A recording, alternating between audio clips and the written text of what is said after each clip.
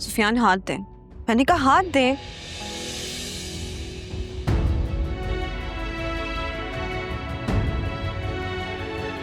ओह, अब समझ आया मुझे कि आपने अपने एक्सीडेंट के बारे में मुझे क्यों नहीं बताया।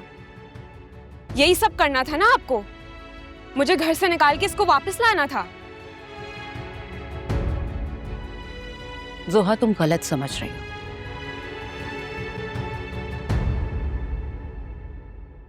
जायशा को यहां मैंने रोका था। हामिद की देखभाल करने के लिए कोई भी नहीं था। तुम भी तो घर पे नहीं थी। रोका अंकल के लिए, और ये मौका दे के सुफियान की खिदमत कर रही है। जाहिर है इसने सोचा होगा कि ना तो अरसलान रहा ना मैं, तो मैं अपना रास्ता साफ कर लूं।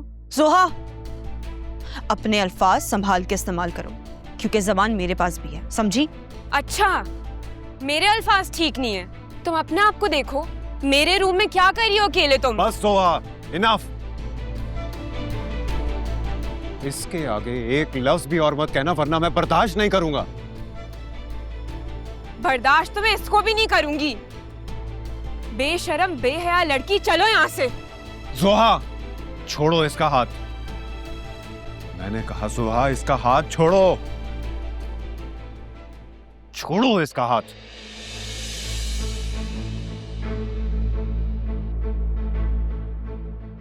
आप एक गैर लड़की के लिए मेरी इंसल्ट कर रहे हैं? आपको पछताना पड़ेगा इसके लिए। अच्छा, बताओ फिर क्या अंजाम होगा इसका, जानना चाहता हूं मैं। आपको अभी इसको इस घर से निकालना होगा, वरना आपकी जिंदगी से मैं चली जाऊंगी। साहिशा को इस घर से कोई नहीं निकाल सकता, आई समझ?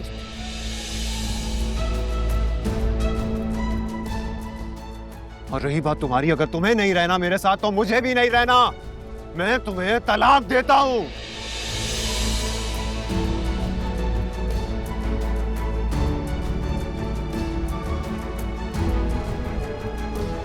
तलाक देता हूं तुम्हें जोहा, तलाक देता हूं।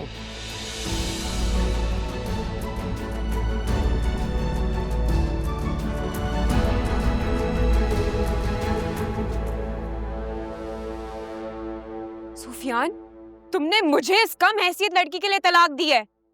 इसका अंजाम बहुत बुरा होगा। जोहा, तुम्हें जो लड़की कम हैसियत लग रही है ना, अगर तुम इसकी हैसियत जान जाओ तो तुम खुद को बेहैसियत महसूस करने लगोगी।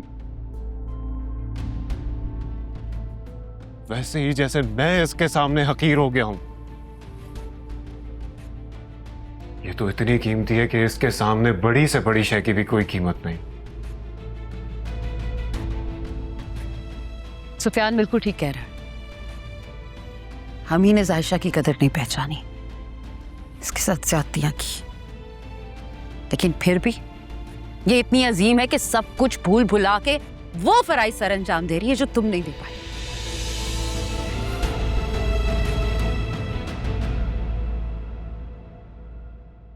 इस मुश्किल वक्त में तुम्हें अपने ससुराल के साथ होना चाहिए था, लेकिन तुम जाके मैके बैठ गई और मेरे मनाने के बावजूद नहीं आई। और इसी बात का फायदा उठा के आप लोग इसको घर ले आए ना। अब देखें मैं करती क्या हूं।